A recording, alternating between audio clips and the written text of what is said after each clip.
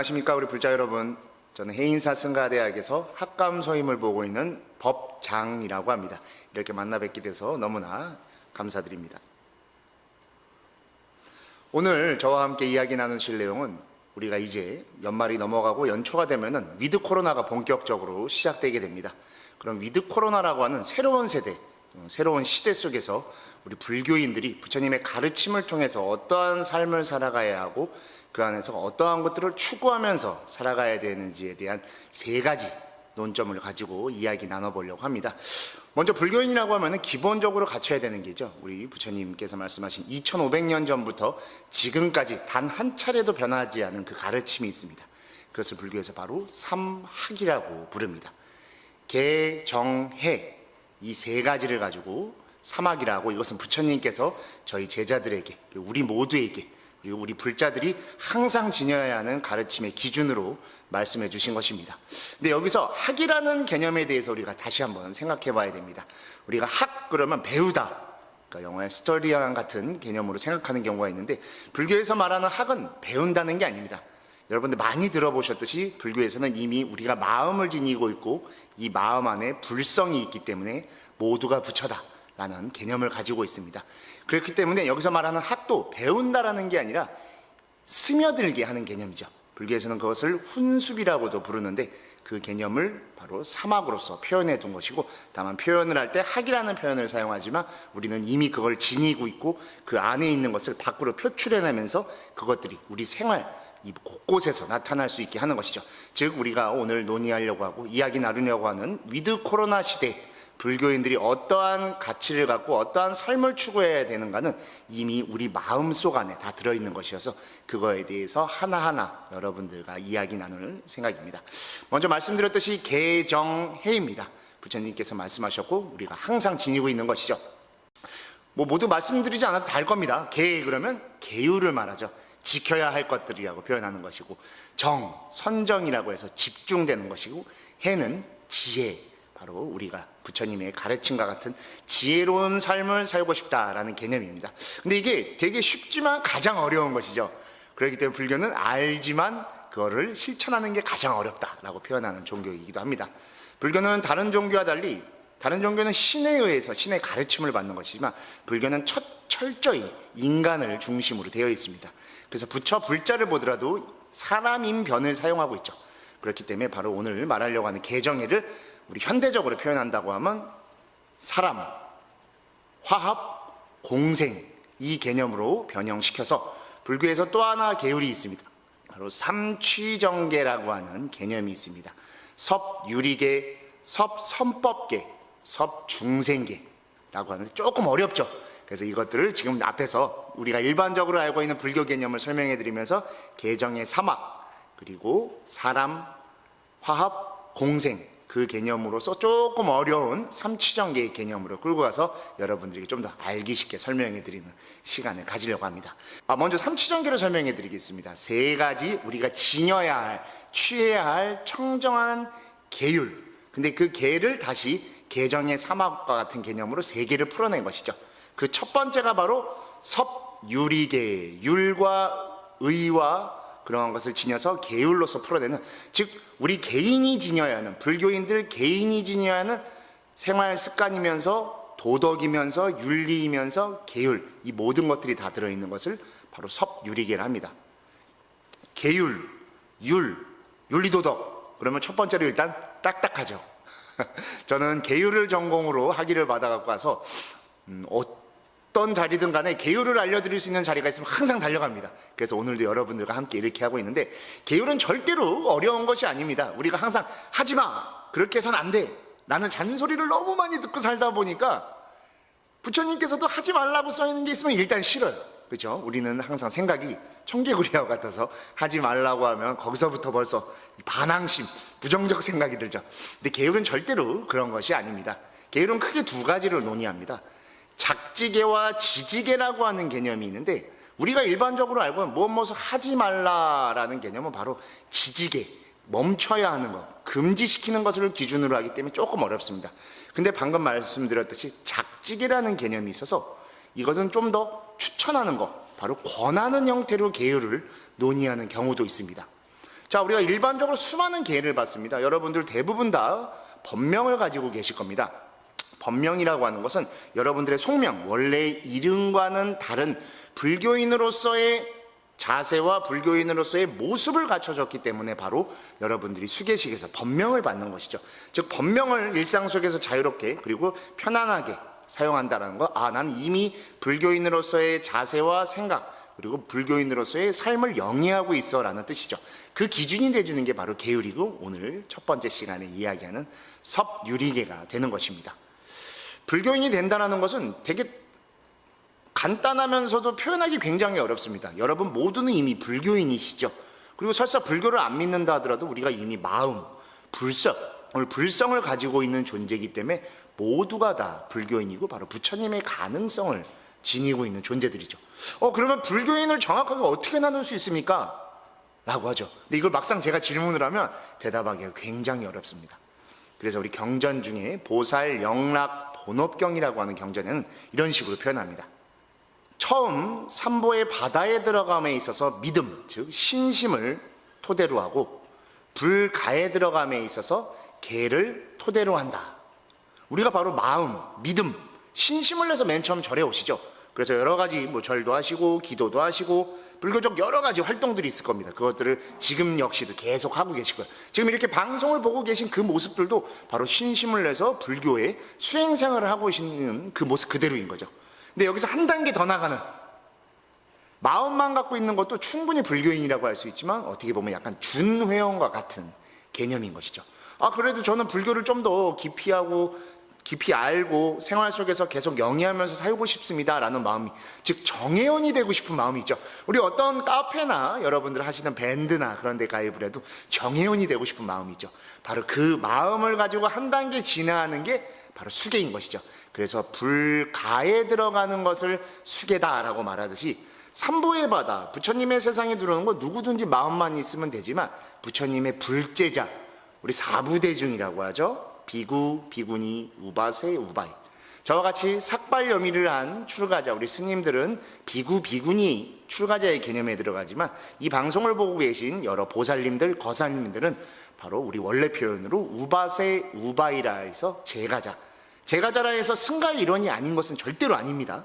사부대중 자체를 벌써 승가의 구성원으로 부르는 것이기 때문에 여러분 이미 불가에 들어와 계신 것이죠. 그렇기 때문에 바로 수계를 해서 법명을 받고 서로 간에 상호 간에 법명을 부르는 생활을 하는 것이죠. 자, 왜 이렇게 장황하게 설명하냐? 법명을 받았기 때문에 이제 책임감을 가져야 돼요.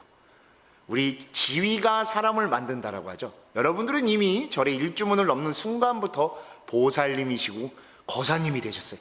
스님들은 한참을 수계를 하고 나서도 수행을 해야 아란, 성문, 부처, 큰 스님, 대종사 여러 가지 지위를 갖지만 여러분들은 절에만 오시면 바로 불보살님과 같은 개념인 보살이며 유마거사와 같은 개념인 거사님으로 부르죠. 즉 여러분들은 이미 부처님에게 있어서 금수저이고 중요한 지위를 부여받으신 분들이죠. 지위를 받으면 이제 어떻게 해야 되죠? 그 지위에 맞는 생활을 하셔야 돼요. 근데 저는 잘 모릅니다.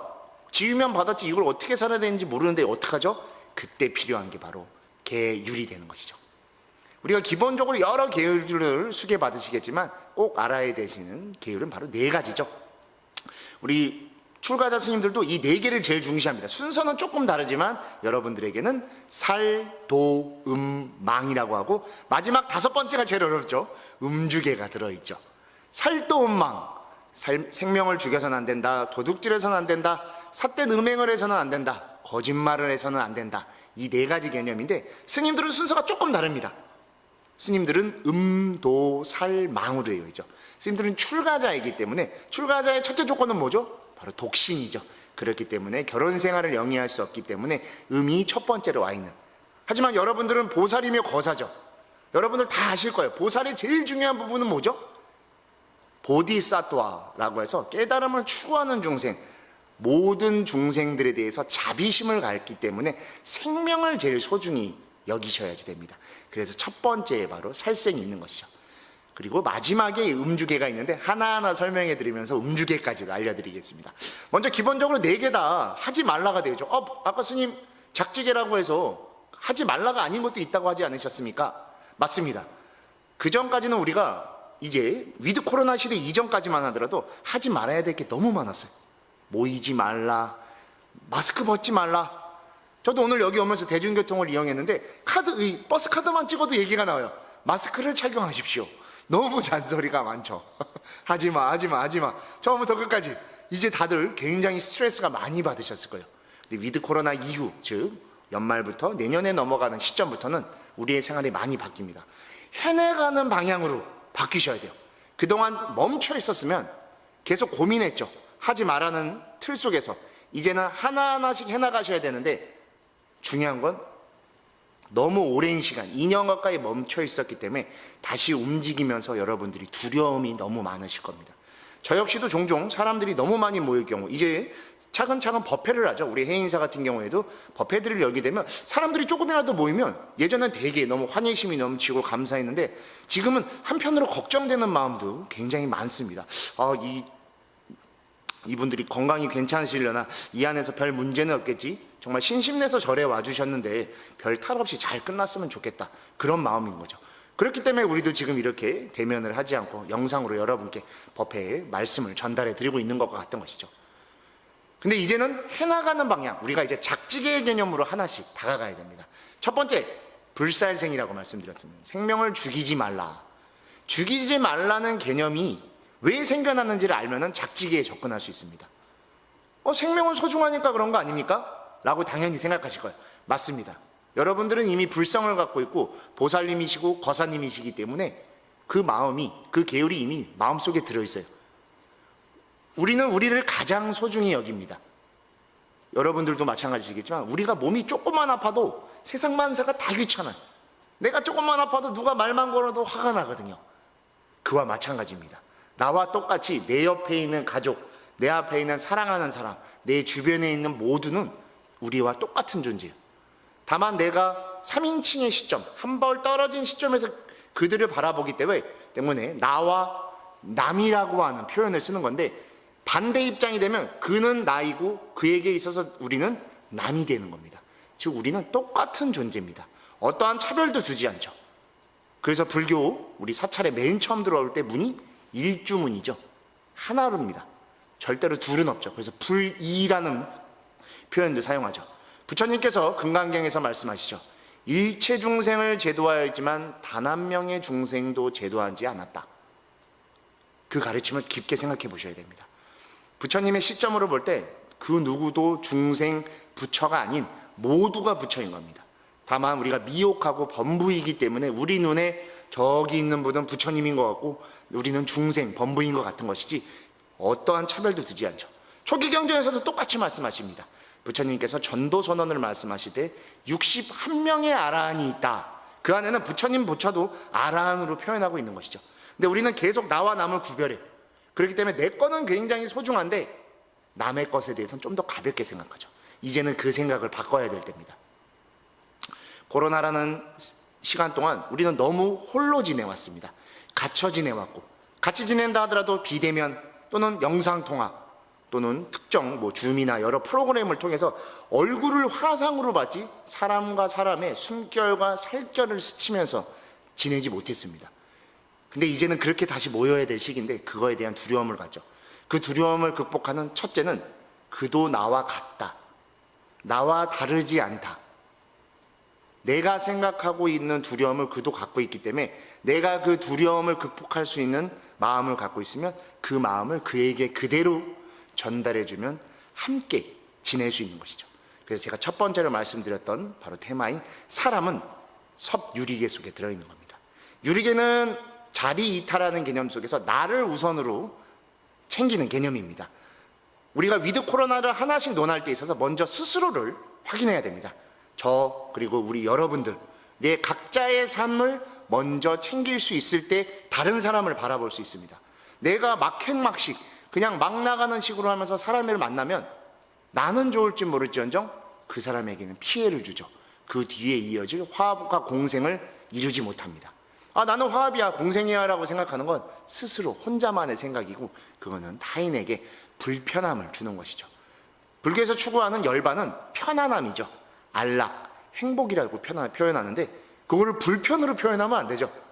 부처님 같은 편안함을 준다. 불편을 주면 괜찮은데 편안하지 못한 불편을 주고 있기 때문에 그런 문제가 되죠. 그렇기 때문에 생명에 대한 존중 그리고 타인에 대한 배려는 바로 불살생 안에 들어있는 것이죠. 그것을 조금 강하게 표현할 때 생명을 죽이지 말라라고 극단적으로 써 있는 것이지 그 안에는 생명을 존중하고 사랑하고 자비롭게 대하라는 개념이 이미 들어있는 것이죠. 그거 하나만으로도 이미 보살과 거사의 삶은 완성됐다고 해도 과언이 아닙니다. 그 뒤에 있는 것은 거기에 부차적으로 따르는 것이죠. 사람이 사람을 사람답게 대할 때 그 이상의 것이 어디 있겠습니까? 불교에서 추구하는 가르침도 다 사람입니다. 우리의 삶 속에서 실천하고 자비로운 것은 나 혼자 챙기겠다는 게 아니라 나와 남이 함께 공존하겠다는 것이죠. 그래서 불교에서 화합을 강조하는 것이고 그러한 모습이 담겨져 있는 거죠. 그래서 불살생은 첫 번째, 그와 같이 생명을 존중하고 생명을 배려해라. 타인을 배려하는 마음을 가져라로 보시면 될 것 같습니다. 자, 그 다음 두 번째는 도둑질하지 말라죠. 도둑질하지 말라. 기본적으로 다 알죠. 도둑질하면 법적으로 제재를 받기 때문에 가장 두려워하는 것이죠. 우리나라는 특히 저는 한 10년 가까이 외국에서 이제 유학을 하면서 생활을 했었는데 다른 나라와 달리 유달리 우리나라는 이 도덕심이 굉장히 강합니다. 제가 예전에 손수건을 특정 지역에다 떨어뜨리고 간 적이 있어요. 실수로. 근데 그 다다음 날 이틀 뒤에 갔는데 그 자리에 그대로 있더라고요. 그걸 보면서 정말 놀라고 약간 감동했었어요. 어떻게 보면 약간 두려워서 누군가가 보고 있을 것이다 해서 앉아본 것도 있지만 타인에 대한 배려심도 분명히 있었을 것입니다. 아, 누군가가 흘리고 간 거니까 여기 이렇게 놔두면 찾으러 올 거야 라고 하죠. 우리 하다못해 정말 이 한국 사람들은 도덕심과 윤리심이 뛰어나서 누가 조금만 공경에 처해도 바로 달려가죠. 고민하지 않습니다. 그 모습이 이미 투독의 안에 들어있는 것이죠. 그리고 여러분들은 그거를 그대로 실천해 주시면 보살의 삶을 그대로 영위하는 겁니다. 또 하나 투독에는 잠시 뒤에 다음 시간에 말씀드릴 선법계 안에도 들어있지만 올바른 직업관도 같은 겁니다. 우리는 지금 매일매일 직장 생활을 하실 것이며 또는 사회생활을 하실 겁니다. 그 안에서는 타인과 함께 공존하고 있죠. 그리고 누군가의 회사를 다닐 수도 있고 여러분들 누군가와 같이 거래를 하고 계실 거예요. 즉 우리는 사회생활을 한다는 자체는 타인과 내가 끊임없는 공생관계를 유지하고 있는 겁니다. 근데 그 안에서 나만의 이익을 지나치게 취하려고 하면 그 이익 때문에 누군가는 손해를 보게 되는 것이죠.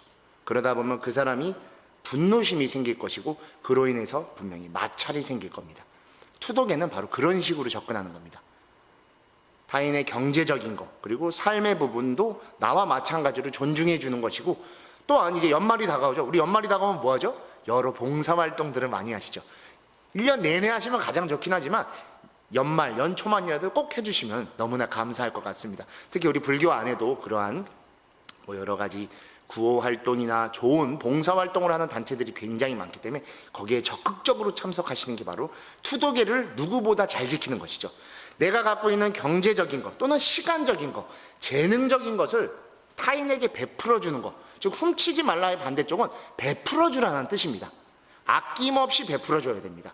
아낌없이라는 것은 정말 내가 갖고 있는 것을 내 생활이 어려울 정도로 베풀어라라는 뜻이 아니라 내가 갖고 있는 잉여적인 부분, 여유적인 것이 있으면 그거에 대해서 미련 갖지 말고 주라라는 뜻입니다.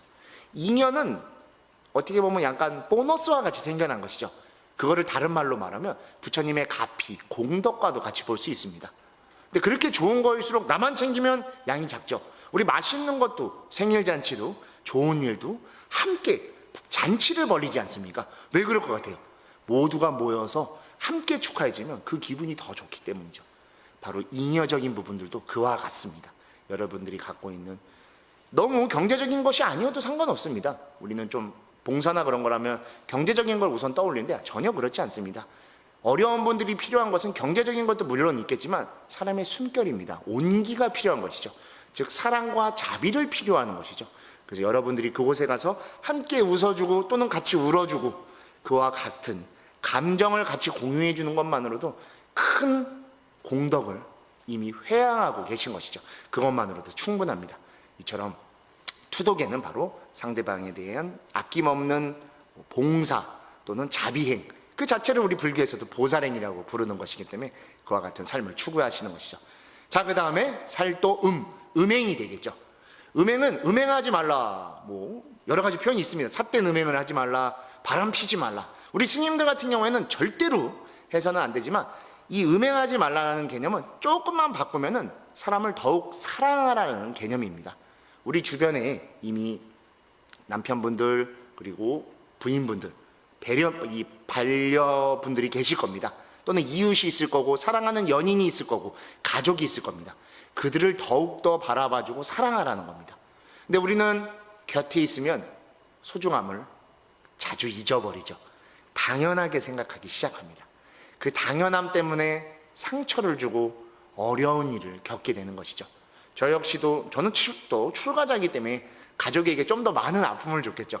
예전만 하더라도 그래서 가족을 만나거나 그런 것들이 굉장히 적었었는데 지금은 오히려 조금이라도 시간이 될 때 전화라도 한번 드리려고 합니다. 저는 잘 지내고 있습니다 라는.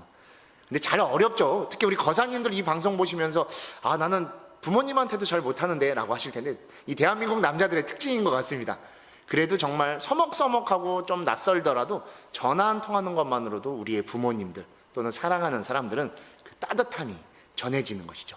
즉 음행이라는 것은 반대로 생각하시면 사랑하라라고 생각하시면 됩니다.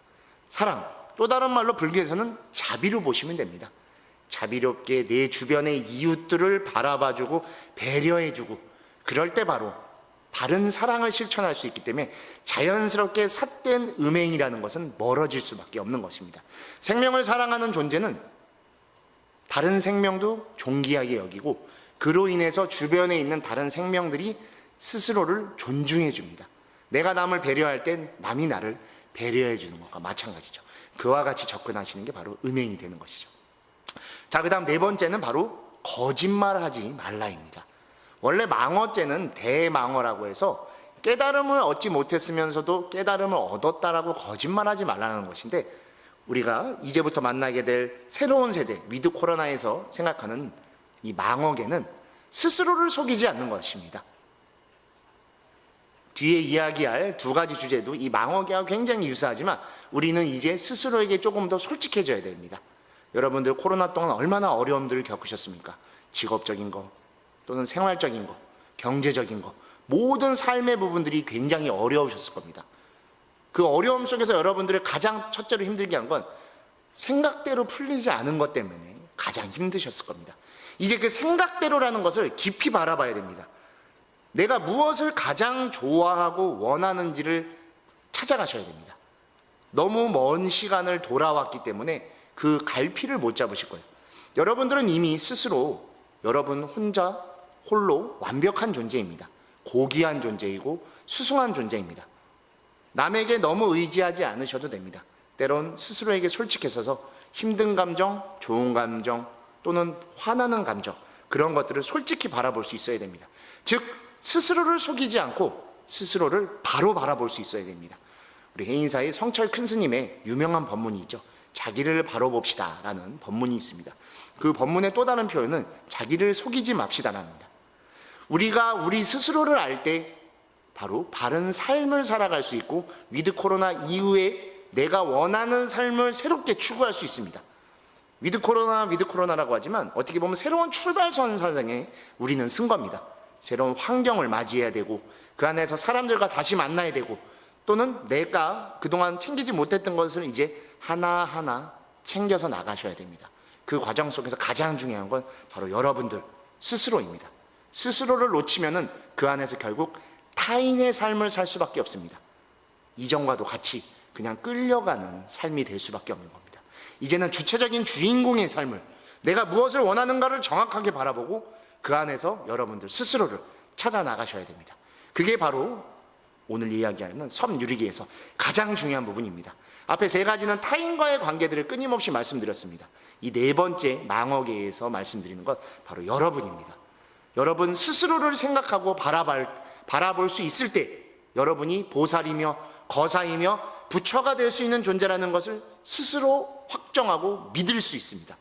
그 신심이 바로 여러분들을 바른 길로 이끌어 줄 겁니다. 그때 어떠한 두려움도 다 극복되고 한 발 한 발 나아가는 매일매일이 행복한 일일시호일이 될 수 있을 것입니다. 자, 마지막으로 다섯 번째 음주계이죠. 이제 연말이고 연초입니다. 그럼 뭐가 있죠? 송년회도 있고 신년회도 있을 거예요. 아, 나는 근데 불교 신자인데 음주계 때문에 술을 못 먹어라고 생각하면서 다 드시죠. 음주계에서 가장 중요한 건 앞에 4가지 내용을 그대로 담고 있는 겁니다. 술을 마신다라는 걸 나쁘다라고 표현하는 건 절대로 아닙니다. 우리 스님들은 당연히 음주를 금지시키지만 여러분들은 사회생활을 하고 사람들과의 관계 속에서 부득이하게 술을 마시는 자리가 생길 수밖에 없습니다. 다만 음주계가 생겨난 첫 번째 조건은 술에 취하지 말라입니다. 근데 우리는 술을 너무 많이 드시죠. 절대로 그래서는 안 돼요. 그리고 그 다음날 어떻게 드시죠? 100% 후회하시죠. 즉 후회할 일이 생기지 않게 취하지 말라입니다. 기분 좋게 드시고 그 안에서 사람들과 이야기를 나누고 그동안 갖지 못했던 감정들을 교류하고 회포도 풀고 그러면 얼마나 좋습니까? 그 자체가 바로 불법을 전하는 거고 공덕을 전하는 겁니다. 다만 거기서 지나치게 술을 마셔서 취해서 다툼이 생겨나고 안 해도 될 말을 해서 상처를 주고 근데 그걸 또 내가 기억도 못해서 무책임한 일을 저지르는 것이고 불교인의 삶은 책임질 수 있는 삶입니다. 그래서 4번째 망어계에서 말씀드렸듯이 스스로를 속이지 말라고 했던 것도 스스로의 삶을 책임지십시오라는 뜻인 것인데 근데 술에 취해서 무책임한 행동을 하면 되겠습니까? 절대로 안 되죠. 그것만 잘 지켜주시면 됩니다. 술을 적당히 드시면서 이야기도 나누고 또 우리는 또 문화 자체가 이렇게 좀 어울리는 문화가 강하지 않습니까? 그런 자리에서 어떻게 또 술을 절대로 제가 이 자리에서 마시지 마십시오 라고 말하면은 제가 말하는 걸 여러분들이 얼마나 듣기 싫으시겠어요. 그죠? 지금도 못 만나게 해서 정말 아쉬움도 많은데 이제 와서 조금 만나려고 하는데 위드 코로나라고 해서 좀 풀렸는데 스님이 나와서 또 하지 말래. 그러면 얼마나 오히려 하라고 말씀드리겠습니다. 다만 하면서 스스로를 책임질 수 있고 스스로의 말과 생각과 그리고 행동을 책임질 수 있는 신구일을 책임질 수 있어서 아무 문제만 없으면 됩니다. 근데 거기서 문제가 생기면 뭐죠? 바로 탐진치 3독이 발동하게 됩니다. 욕심이 내서 많이 드시겠죠. 그러다 보면 또 화가 나 다툼이 생겨요. 항상 그렇죠. 그러다 보면 또 후회하는 어리석음이 생겨서 이 악순환이 다시금 여러분들을 어렵게 만들 수 있기 때문에 그런 것들을 벗어나기 위해서 우리가 지금 위드 코로나 속에서의 삶에 대해서 논의하고 있는데 그것만큼 어기시면 안 되지만 여러분들이 즐길 수 있는 것 그리고 사람들을 만나서 이야기 나눌 수 있는 자리가 있으면 적극적으로 나가십시오. 그리고 대신 그 안에서도 또 우리가 여러 가지 개인 위생은 꼭 지켜줘야겠죠. 남을 배려하는 차원에서 하셔야 됩니다. 다들 백신도 맞으셨겠지만 그 또 지켜야 될 것들이 있기 때문에 하나하나 그렇게 챙기시면 더 나은 삶으로 다가갈 수 있으실 겁니다. 그래서 오늘 첫 시간에 이야기 나누는 바로 삼취정계 중에 섭유리계이며 사막 중에 계 그리고 아까 말씀드린 3가지 테마 중에서의 사람은 여러분들 스스로가 이미 답을 알고 계신 것입니다. 존중하고 배려하는 우리의 하루하루의 삶 속에서 나 역시도 그들로의 은혜에서 존중을 받고 사랑을 받고 자비를 받을 수 있는 존재가 될 수 있다는 것. 그 자체가 바로 섭유리계를 바르게 지키는 것이기 때문에 오늘 여러분들과 이야기 나누는 이 자리는 바로 스스로를 잘 확인하고 스스로가 어떠한 존재인가를 알고 나와 똑같이 남을 배려하고 행동하고 생각하자. 그것만 꼭 기억해 주셨으면 좋겠습니다. 이러한 개념을 토대로 갖고 있어야 우리가 위드 코로나라는 시대를 기본적으로 살아갈 수 있는 토대를 마련할 수 있습니다. 그냥 내 욕심만 추구하고 내가 하고 싶은 것만 하겠다라는 생각을 가지면 결국에는 위드 코로나는 다시 코로나 이전으로 우리를 끌고 갈 수밖에 없습니다. 나만 소중하다라는 생각을 갖지 않고 보살의 마음, 거사의 마음으로서 수행하는 삶과 같이 하루하루 나와 남을 함께 배려하고 사랑하고 자비로 대할 수 있는 그러한 마음을 갖는 그러한 하루하루를 살아가시는 보살의 삶, 불자로서의 삶으로서 우리가 이제부터 맞이해야 될 위드 코로나를 함께 여러분들과 저와 그리고 우리 모두가 공생할 수 있게끔 화합할 수 있게끔 하는 시간들을 가졌으면 좋겠습니다. 오늘 이렇게 이야기 나는 섭유리계를 토대로 이제 다음 섭선법계를 통해서 바른 직업, 바른 삶에 대해서 논의하는 시간을 갖도록 하겠습니다. 오늘 하루도 여러분들 보살, 거사로서의 삶을 사시고 행복함으로 가득한 하루를 보내셨으면 하는 마음으로 오늘 법문을 마치도록 하겠습니다. 여러분들 그러면은 항상 행복하십시오. 감사합니다. 안녕하십니까 우리 불자 여러분. 저는 해인사 승가대학에서 학감 소임을 보고 있는 법장이라고 합니다. 지난 시간에요, 이렇게 두 번째 여러분들과 이렇게 행복한 시간과 행복한 공간에서 이야기 나눌 수 있어서 너무 좋은 것 같습니다. 앞에 이제 우리가 위드 코로나 시대에 어떠한 삶의 기준을 가져야 되는가라고 해서 섭유리계에 대한 이야기를 나누는 시간을 가졌습니다. 오늘은 바로 그 토대를 가지고 섭선법계라고 하는 개념을 설명해 드리려고 합니다. 앞에서 말씀드린 걸 한 번 더 복습을 해야겠죠, 우리가. 섭유리계라고 하는 것은 우리가 알고 있는 일반적인 여러 계열도 있지만 가장 기준이 되는 건 바로 살도움망이 되겠습니다. 사람을 존중하고 배려하고 그들과 함께 내가 화합하면서 살 수 있는 그러한 가치관을 갖자라고 설명해 드렸던 게 바로 섭유리계였습니다. 그리고 이러한 것들은 다시 부처님이 말씀하셨던 사막, 계, 정, 해의 개념과도 이어진다라고 설명드리고, 그 개념이 현대로 보할 때 바로 사람, 화합, 공생이라는 개념으로 이어진다라고 설명드렸습니다. 그 중에서 오늘은 두 번째, 이 두 번째는 조금 중간에 걸쳐 있는 겁니다. 앞에 섭유리계는 기억하실지 모르겠지만 스스로, 여러분들 스스로를 위해서 잘 챙기셔야 됩니다라고 말씀드린 것이었습니다. 그리고 맨 마지막에 있는 섭중생계라는 것은 철저히 타인에 대해서 생각하는 것입니다. 오늘 말씀드린 이 두 번째 섭선법계라는 것은 나를 통해 남과 함께 바로 화합과 공생이 이 안에 포함이 되어 있는 것입니다. 선법계, 바로 좋은 법을 따라야 된다라는 것이죠. 좋은 법을 지켜야 된다. 그래서 선법계라고 부르는 겁니다. 좋은 법이란 무엇일까에 대해서 우리가 한번 생각해 봐야 됩니다. 법은 딱 맨 처음 얘기하면 떠오르는 게 우리 불교인들은 가르침이죠. 가르침이 될 것이고, 또 하나는 지켜야 될 거라고도 많이 생각하죠. 왜냐하면 우리 헌법이나 그런 것들이 있으니까. 맞습니다. 이 두 가지의 가르침이 다 들어있는 게 바로 법이 될 수 있습니다. 그렇기 때문에 앞에 우리가 섭유리계를 통해서 지켜야 할 거에 대한 것들을, 그리고 반드시 해야만 해야 되는 것에서 이야기를 했습니다. 그것을 이제 가르침으로 끌고 오는 시간이 바로 오늘 섭선법계이며 개정해의 정이 되겠습니다. 정은 선정이라고 해서 사마디 또는 영어로 할 때 집중의, 포커스의 의미를 가지고 있습니다. 즉 선법계는 집중된 삶, 집중된 우리의 매일을 보내는 것을 섭선법계라고 이야기할 수 있습니다. 우리는 그동안 코로나 시대 동안 여러 가지 생활을 계속 똑같이 영위해왔지만 하지 말아야 될 것이라는 큰 벽에 부딪히면서 많은 것들을 못 해왔습니다. 첫 번째로 말할 수 있는 게 바로 만남이죠. 우리는 사회적 존재입니다. 사회적 존재가 사람을 못 만나게 되면 비사회적 존재가 돼버렸죠. 그래서 우리는 이미 비대면이 당연한 게 돼버렸습니다. 근데 우리가 이제부터 맞이할 위드 코로나는 다시 대면으로 돌아가야 되는 시점입니다. 즉 비대면과 대면의 이 중간 사이에 있는 것을 위드 코로나라고 볼 수 있는 것이죠. 너무 오랜 시간, 2년 가까운 시간 비대면으로 해와서 사람을 만나는 게 이제는 조금 너무 반갑기도 하지만 한편으로는 약간 두려움, 부정적인 감정을 가질 수도 있습니다. 그때 필요한 게 바로 집중된 삶인 것입니다. 집중된 삶이라는 것은 내가 지금 무엇을 하고 있고 어떠한 위치에서 어떠한 선상을 달려가고 있는가를 알아가는 것이죠.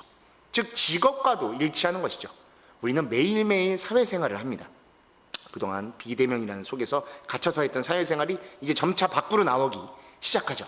저 역시도 그래서 지금 이렇게 해인사 밖으로 나와 여러분들과 함께하고 있는 것이고요.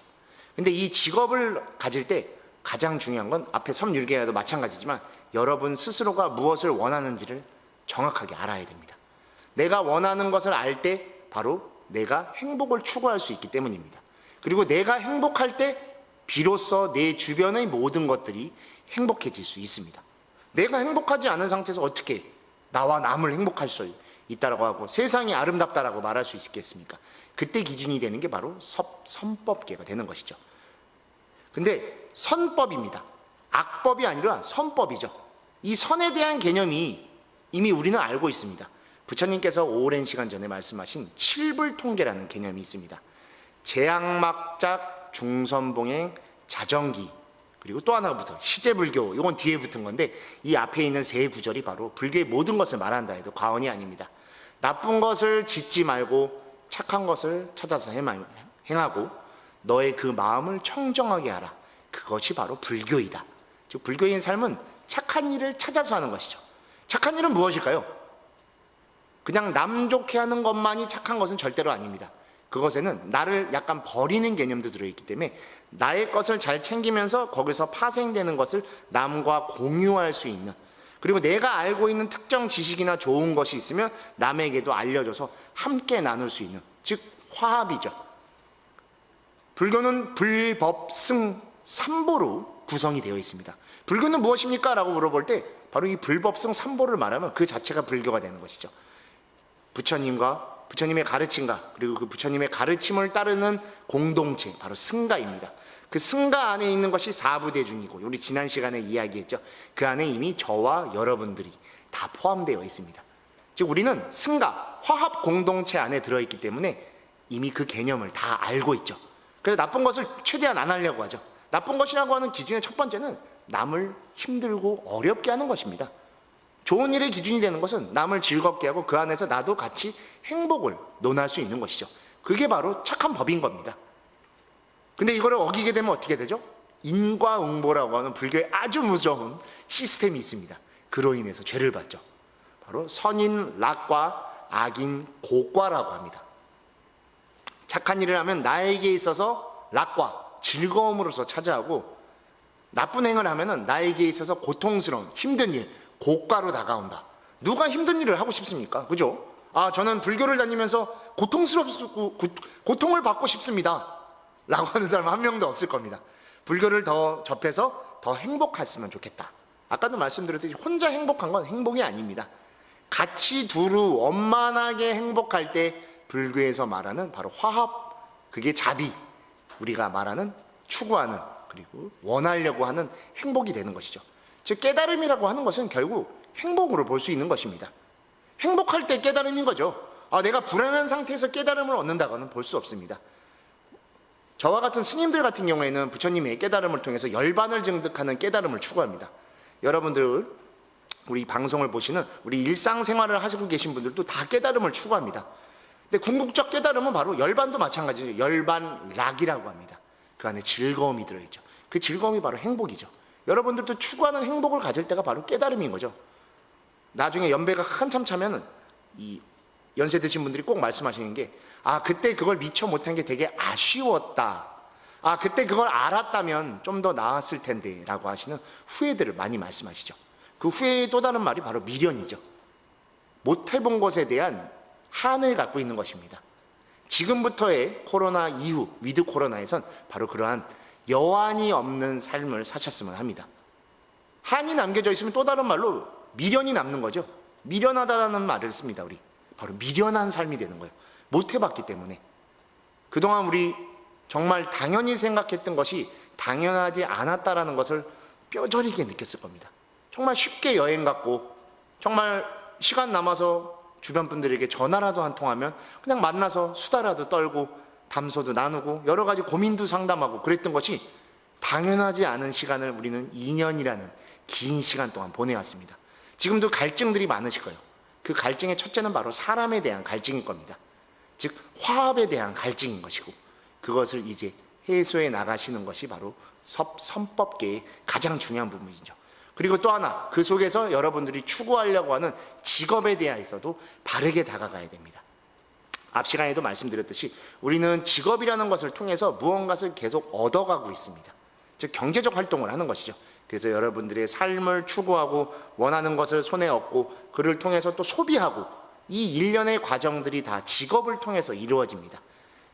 그동안은 정말 마지못해 한 직업들도 있을 거고, 또는 코로나로 인해서 어려운 직업들도 있을 겁니다. 어떻게 보면 새 출발이라고 표현하기는 어렵지만 다시 한번 출발선상에 쓸 수 있는 지금 이 시점에서 여러분들이 못하려고 했던 것, 그리고 놓쳤던 것들을 이제 챙기셔야 됩니다. 그리고 그 직업, 그 업을 갖고 나아가야 됩니다. 즉 선업을 쌓기 때문에 여러분들에게 행복한 과가 오겠죠. 아까 말씀드렸죠. 선인 낙과라고, 바로 선업을 쌓으면 즐거운 과보, 결과가 오기 때문에 그 업을 직업으로 끌고 가서 여러분들 스스로가 행복을 가져올 수 있어야 됩니다. 남에 의존하는 것도 굉장히 중요하지만 이제 더 이상 타인의 삶을 사는 게 아니라 자신의 삶을 사실 수 있어야 됩니다. 내가 나의 삶을 살 때 비로소 행복해지죠. 불교에서는 그것을 일일시호일이라고 합니다. 매일매일이 행복한 날. 내가 나로서 주인공으로서 사는데 이보다 행복할 수 있겠습니까? 내가 타인의 삶, 남의 명령, 지시에 의해서 끌려다니기 때문에 항상 우리는 지칩니다.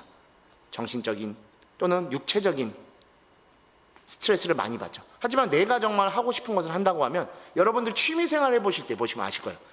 놀러 가거나 놀 때는 시간이 너무 빨리 가죠. 근데 월요일이 되면 금요일까지 시간이 너무 길죠. 하루가 이렇게 길어도 되나 싶을 정도로 깁니다. 근데 놀 때만큼은 달라요. 왜냐? 그때는 행복하거든. 내가 하고 싶은 걸 하기 때문에 그래요. 그 하고 싶은 것을 어느 정도 직업으로 끌고 올 수 있어야 되고, 그게 어렵다라고 하면 내가 지금 하고 있는 이 일 속에서 내가 정말 이 일을 통해서 행복을 추구하겠다라는 생각을 가지셔야 됩니다. 매일매일 마지못해 사는 삶이 아니라, 끌려다는 삶이 아니라 이제부터는 주체적인 삶을 사셔야 됩니다. 그 주체성이 바로 선법이 될 수 있습니다. 악법이 돼서는 안 되죠. 우리 누구도 악이라는 표현을 좋아하진 않죠. 악은 왠지 지옥과 이어져 있는 것 같잖아요. 근데 우리 매일을 어떻게 표현해요? 아, 진짜 지옥 같은 삶이다, 지옥 같다라고 하잖아요. 왜 스스로를 지옥에 던지십니까? 그러면 무간지옥이 됩니다. 불교에서 말하는 매일매일을 살아야 되는데, 하루를 보내면 그 다음날이 또 찾아오죠. 그 다음날을 보내면 또 다다음날이 올 거고, 끊임없이 다가옵니다. 그게 바로 무간지옥이에요. 살면서도 지옥을 겪는 것이죠. 그렇기 때문에 좀 힘든 일을 하더라도 어찌됐건 일을 통해서 우리가 경제적 활동을 하게 되죠.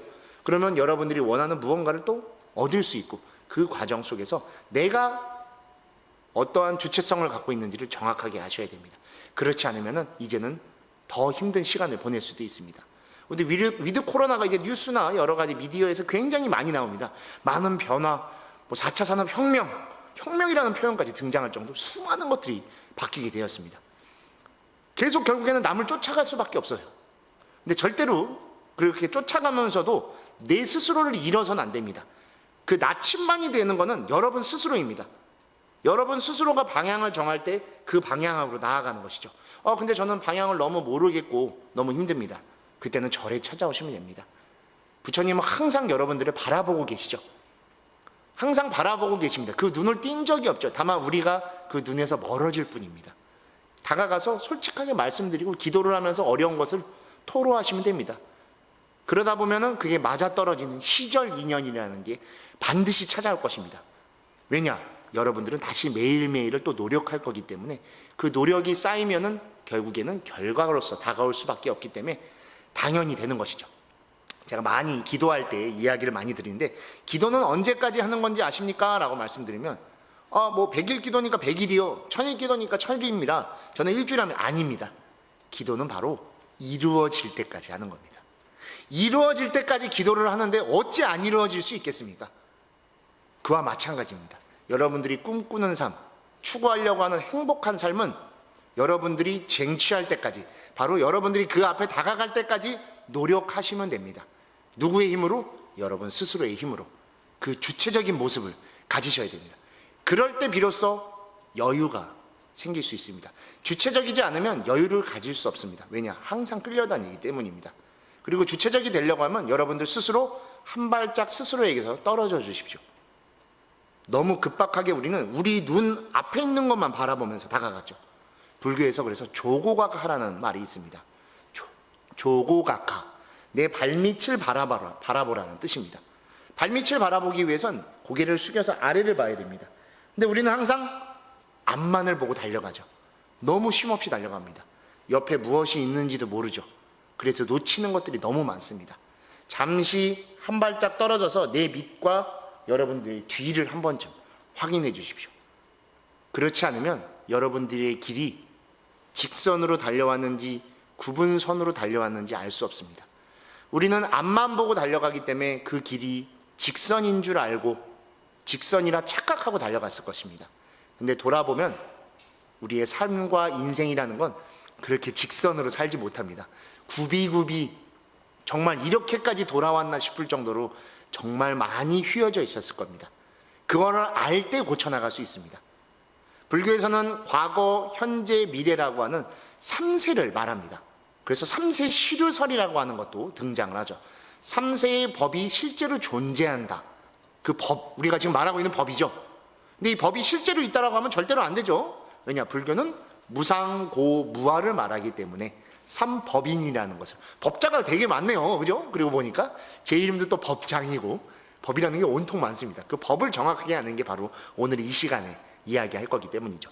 자, 3세, 과거, 현재, 미래가 있다라는데, 믿고 계신 분도 계시겠지만 그런 게 어딨어 라고 하시는 분들도 분명히 계실 겁니다. 근데 과거, 현재, 미래는 반드시 존재합니다. 어떻게 존재하냐? 여러분들을 중심으로 존재합니다. 여러분들의 지금 모습, 지금 얼굴 표정, 지금의 삶을 보시면 여러분들의 과거에 의해서 만들어진 것입니다. 우리 빅데이터라고도 많이 말하죠. 그 여러분들이 지내온 궤적 속에 있는 모든 것들이 지금의 여러분을 만들어준 것입니다. 그리고 지금의 여러분이 또는 지금의 제가 오늘 하루를 어떻게 사냐에 따라 내일이 다시 다가오게 되어 있습니다. 즉 우리의 지금이 바로 과거이면서 미래인 것입니다. 전생이면서 내생이기도 합니다. 우리는 오늘 지금 이 순간을 살아갑니다. 금생을 살기 때문에 내생을 추구할 수 있고, 금생을 살고 있기 때문에 과거생에 대해서 논할 수 있는 것이죠.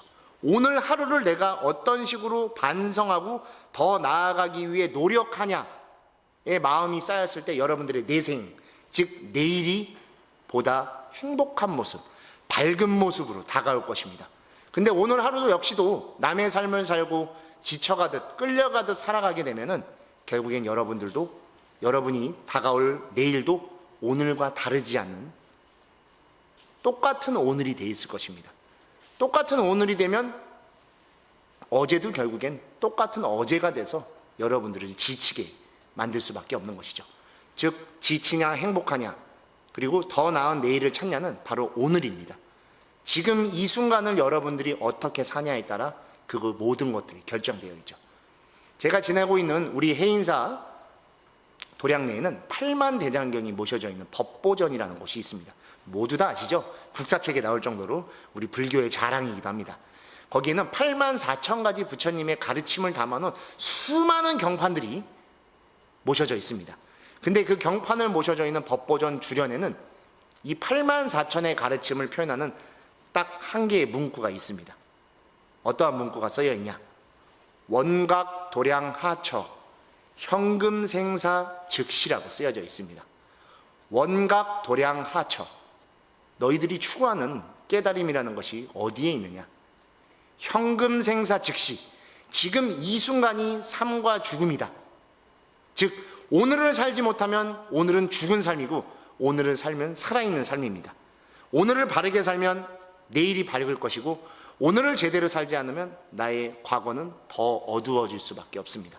즉 우리가 추구하는 선법계라는 것은, 바른 업, 바른 직업이라는 것은 바로 여러분들 스스로 지금 있는 그 자리에 존재하는 것이죠. 그리고 그 자리에서 행복을 추구할 때 나에 의한 밝은 빛으로서 주변을 다 밝혀줄 수 있게끔 됩니다. 그것을 불교에서 회광반조라고도 표현합니다. 빛이 주변을 비추면서 스스로 빛에 의해서 어둠을 벗어나게 되는 것이죠. 그거를 다른 말로 불교에서 회향이라고도 합니다. 여러분들이 바른 삶을 사는 자체가 바로 회향이 되는 것이죠. 내가 즐거우면 세상 만사가 다 즐겁거든요. 내가 힘들면 세상 만사가 다 지겹고 힘들듯이, 그와 마찬가지로 오늘 이야기하는 선법계는 화합과도 같은 내용입니다 라고 말씀드렸죠. 그리고 선정과도 같은 내용이라고 했듯이 집중된 나의 삶을 살 때 그 자체 안에서 이미 화합이라고 하는 힘이 나올 수 있는 것입니다. 내가 집중되어 있지 않으면 산만해 있으면 어떤 것에도 집중할 수 없고, 그로 인해서 내 주변 모든 것들을 놓칠 수밖에 없게 됩니다. 근데 내가 내 자리를 바르게 바라보고 내 발걸음을 한 걸음 한 걸음 바른 방향으로 나아가기 위해서 노력한다면 그 길은 바른 길이 되어 있을 것이고, 그 길이 바로 여러분들을 즐거움 그리고 좋은 결과로서 이끌어 가게 될 것입니다. 그때 모든 것이 다시 여러분들에게 되돌아오게 되죠. 우리 좋은 일이 있으면 남과 나누면 나 역시도 2배로 더 즐거워지죠. 그래서 맛있는 건 나눠 먹어야 더 맛있죠. 맛있는 걸 혼자서 먹으면 결국엔 맛이 없죠. 그리고 배불러서 다 먹지도 못합니다. 근데 그거를 조금 나눠줘서 같이 먹으면 너무 맛있죠. 뭐 이런 표현은 좀 웃기지만 뺏어 먹는 라면이 제일 맛있다라고 하죠. 남이 먹을 때 함께 먹고 싶은 마음이 생기죠. 마찬가지입니다. 내가 행복하면 주변 사람들도 아, 나도 저 사람같이 정말 행복해지고 싶어 라는 마음을 스스로 내게 됩니다. 발심하는 것이죠. 즉 여러분들이 불교적 삶을 그처럼 환하게 환희심이 넘치는 삶으로 살아주시면 주변의 모든 분들도 여러분들에 대해 궁금해집니다. 아, 저 사람은 어떻게 저렇게 환하고 이 어려운 상황 속에서도 스스로의 삶을 잘 개척해 나가고 주체적으로 살아나갈 수 있지? 라고 생각할 때 여러분들 스스로가 바로 전법 포교를 해주고 계신 겁니다. 열심히 나아가셔서 불교 믿으십시오, 함께 절에 가시죠 라고 하는 것도 굉장히 좋은 포교이지만 여러분들 스스로가 너무 멋진 삶, 여러분의 삶을 산다고 하면 여러분 스스로가 바로 전법 포교가 되는 것이고 바로 금수저가 되는 것입니다. 요새 금수저, 흑수저 많이 이야기하죠. 근데 세상에 또 금수저가 없죠. 금수저는 우리가 바라보는 대상입니다. 항상 비교 대상인 것이죠. 우리는 끊임없이 비교만 하기 때문에 스스로를 흑수저로 낮추죠. 근데 이미 일주문을 넘어오면 여러분들은 보살이고 거사라고 제가 말씀을 드렸습니다. 이미 부처님 바로 밑에 있는 보살이며 거사인데 어떻게 스스로가 흑수저일 수 있겠습니까? 진정한 금수저, 여러분들은 황금수저죠. 부처님은 이미 모든 황금의 모습을 다 지니고 계시죠. 누구보다 찬란하고 무엇보다 빛나는 그분의 제자입니다. 여러분이 그러한 자부심을 가지셔도 되고, 아, 나야말로 진정한 금수저구나. 부처님께서 약속하시죠. 여러분들은 마음이 있기 때문에 그 마음에 불성이 들어있고 스스로 부처임을 알아야 된다. 그걸 모르기 때문에 다만 지금 힘든 것 뿐이다 라고 하죠. 알면 됩니다. 이제부터. 그리고 여러분이 보살이고 거사이고 불성을 가진 존재이기 때문에 나의 하루는 부처님의 삶, 보살의 삶, 거사의 삶으로 살아가야겠다 라고 다짐하고 하루하루를 충실하게 살아주시면 됩니다. 그리고 그 안에서 살아가야 되는 마음은 들뜬 마음도 아니고 그렇다고 너무 가라앉은 마음도 아닌 평상심으로 살았으면 됩니다. 그러한 삶을 사시는 게 가장 중요합니다. 지내보시면서 많은 경험을 해보셨을 거예요. 다툰 적도 있으실 거고 화내본 적도 있으실 거고 즐거워보신 적, 행복해보신 적, 그 모든 감정들이 여러분 안에 섞여 있습니다. 근데 그 감정이 생겼을 때 어떻죠? 기복이 생깁니다. 그 기복이 생기면 그 기복 속에서 지치거나 또는 너무 지나치다 보니까 힘든 일을 겪는 경우도 너무 많죠. 근데 이 감정 속에서 여여한 상태, 그러한 상태를 유지하는 게 가장 중요합니다. 그렇다고 당연히 생각하라는 건 절대로 아닙니다. 그것을 겸허하게 받아들이고 그 겸허함 속에서 행복을 추구하고 또는 그 겸허함을 넘어가는 행복이 있으면 타인에게 주면 되죠. 회양하듯이. 그 겸허함을 불교에서는 그러하게 지내는 것이다 라고 이야기하고 그 마음이 바로 평상심이죠. 평상심쯤 나오면 다들 바로 아실 거예요. 한 구절을. 평상심시 도입니다. 그게 바로 깨달음이라는 거죠. 아까 제가 법보존 주련 말씀드렸죠. 원각 도량 하처 현금생사 즉시. 깨달음이라는 건 바로 지금 이 순간이다. 그와 마찬가지입니다. 평상시에 그 마음이 바로 깨달음이다. 깨달은 마음이다라고 말하죠. 우리는 매일이 깨달은 속에 있습니다. 근데 다만 그 파랑새가 너무 멀리 있다라고 생각해서 바라보지 못하고 멀리 파랑새를 찾아나가고 무지개 안에 있으면서도 먼 무지개만을 바라보는 것이죠. 이미 여러분들은 여러분들 자체로 완벽하고 고귀하고 수승한 존재입니다. 그 이상을 더 이상 추구할 수 없는데 그거를 우리가 놓치기 때문에 다른 저 먼 곳에서 보다 나은 것을 계속 찾아가려고 하는데 그 나은 것이 결국 나은 게 아니죠. 여러분들 매 계절 되면 옷 사시죠. 물건도 바꾸시고 또 새로 나온 게 무언가가 있으면 뭐 예를 들어 핸드폰 그런 걸 또 쓰시죠. 근데 그게 항상 새롭습니까? 항상 좋습니까? 그렇지 않죠. 또 시간이 지나면 또 바뀌어요. 근데 그 욕심은 끝이 없죠. 그 끝없는 욕심 때문에 우리는 어떻죠? 스스로 항상 통장이 텅장이 됩니다. 텅텅 비어서. 그러다 보면 또 힘들어. 근데 조금만 아낀다라는 것보다 정말 필요한가에 대해서 고민해보고 그 필요한가에 대한 고민이 어느 정도 찼을 때는 사도 됩니다. 근데 그렇지 않을 경우에는 안 사도 됩니다. 그게 불교에서 말하는 무소유입니다. 미니멀리즘이라고도 요새 많이 표현하더라고요. 그 표현이 너무 좋은 것 같습니다. 여러분에게 진짜 필요한 거면 꼭 사셔야죠. 무엇이 됐던 간에. 우리는 그러기 위해서 경제적 활동을 하는 겁니다. 직업을 가지신 거죠. 근데 욕심에 의해서는 절대로 사시면 안 됩니다. 욕심에 의해서 살아가고 물건을 사는 것은 다시금 여러분들의 주체성을 잃게 되는 겁니다. 욕심에 의해서 산다는 건 누군가를 본 거예요. 그래서 또 비교한 거죠. 그래서 그 욕심이 탐심으로 작용이 돼서 그거에 또 끌려가게 되는 겁니다. 감정과 멀어져야 된다 했죠. 그게 평상심입니다. 오히려 그것을 여러분 스스로에게 투자하십시오. 발전해 나갈 수 있는 것으로. 그러다 나아보면 한 발 한 발 더 나은 길로 나아갈 수 있을 것이고, 그때 바른 선법으로 나아갈 수 있는 것이고, 그것이 여러분들의 직업이 되어드릴 거고 선업이 돼서 행복으로서 다가올 수 있을 것입니다. 근데 그 전에 앞에 말씀드렸던 섭유리계를 또 잘 하셔야 돼요. 섭유리계는 여러분 스스로에 대한 이야기라고 말씀드렸죠. 스스로를 잘 다듬는 토대를 갖고 그로 인해서 착한 법이 무엇인가, 즉 불교의 가르침이겠죠. 그거로 나아가야 되죠. 그래야지 우리가 이제 다음 시간에 이야기할 섭중생계를 논할 수 있습니다. 섭중생계만 논하게 되면 너무 남만을 위해서 살아라고 하는 거 아니야 불교는? 라고 착각할 수 있어요. 오해할 수 있고. 불교는 절대로 그런 종교가 아닙니다. 자리이타라고 하죠. 스스로 이익되고 그로 인해서 타인도 이익되는, 나와 남이 함께 행복할 수 있는, 그래서 불일 또는 불이라고도 하는 것을 논하는 것이죠. 요거에 대해서는 우리가 다음 시간에 좀 더 이야기해 드리겠습니다. 오늘 말씀드린 가장 중요한 건 바로 섭선법계. 여러분들의 매일을 여러분의 삶으로 살아가야 된다. 그리고 거기서 파생된 여러 가지 경제적인 거나 또는 시간적인 거나 그런 것들을 남과 다시 또 공유할 때 나의 바른 직업에 의해서 또는 나의 바른 삶에 의해서 모두가 행복해질 수 있는 첫걸음을 뗄 수 있다는 것입니다. 그리고 그 첫걸음이 뗀 게 이제 다음 단계인 섭중생계로 나아가게 되는 것이죠. 여기까지 여러분들이 이해하셨다면 이미 보살과 거사로서의 마음가짐과 생활을 다 갖추신 겁니다. 이제부터 행하는 모든 신구의 행동, 말, 생각은 모든 게 다 그 자체가 불법이 돼 있을 겁니다.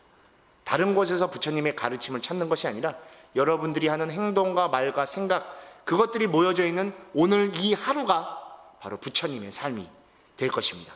그 삶이 바로 그리고 여러분들을 선인락과 행복으로 이끌어갈 수 있는 가르침이 될 겁니다. 그때 매일매일이 행복한 하루, 일일시호일이 완성될 수 있다는 걸 꼭 기억해 주셨으면 좋겠습니다. 그리고 그 중심에는 여러분들의 마음이죠. 그 마음은 뭐라고 했죠? 평상심입니다. 그게 바로 깨달음으로 여러분들이 이끌어 주실 거라는 거 꼭 기억해 주셨으면 좋겠습니다. 앞 시간부터 조금 어려운 표현도 좀 들어있죠. 삼취정계라는 것을 우리가 이 위드 코로나 속에서 이제 살아가는 지침으로서 활용하다 보니까 어려운 표현은 어쩔 수 없이 조금씩 사용하고 있는데, 결국에는 제가 지금 설명해 드리는 것과 같이 내가 어떻게 살아야 되는지에 대한 생각과 그 생각을 토대로 한 실천, 그 두 가지가 바로 지난 시간부터 말씀드린 섭유리계와 섭선법계, 그리고 부처님께서 직접 말씀하신 사막의 계정해 중에 계와 정에 해당된다 라는 것만 알아두시면 되겠고, 그 정이 바로 오늘 하루를 여러분들로 바른 깨달음, 열반으로 이끌어가게 될 거라는 걸 꼭 알아주셨으면 좋겠습니다. 오늘 이처럼 여러분들과 선법계, 바른 집중에 대해서 이야기 나눴습니다. 오늘 이렇게 여러분들과 긴 시간 말씀드렸기 때문에 오늘 하루 어떻게 지내셔야 되죠? 스스로를 좀 더 사랑하고 그 사랑을 자비로서 주변 분들에게 베풀어 주실 수 있는 시간으로 보내셨으면 합니다. 그러면 내일 그렇게 자비를 베푼 분들이 여러분들께 다시 자비를 베푸실 거고, 그것들이 계속 쌓이면 바로 큰 공덕이 돼서 대자비심의 매일매일이 돼서 여러분들을 더 행복한 열반락으로 이끌어 드릴 거라는 걸 제가 꼭 약속드리도록 하겠습니다. 자, 오늘 하루도 여러분들 집중된 삶, 그리고 보살, 거사로서의 삶을 사시면서 부처님과 함께 큰 공덕 속에서 행복을 느끼는 하루를 지내셨으면 합니다. 그럼 오늘 이렇게 선법에 대해서 말씀드렸고, 이제 다음 시간 우리 중생과 함께 사는 공생의 가르침에 대해서 이야기하는 시간을 갖도록 하겠습니다. 오늘 하루도 정말 함께 이렇게 해주셔서 너무나 행복합니다.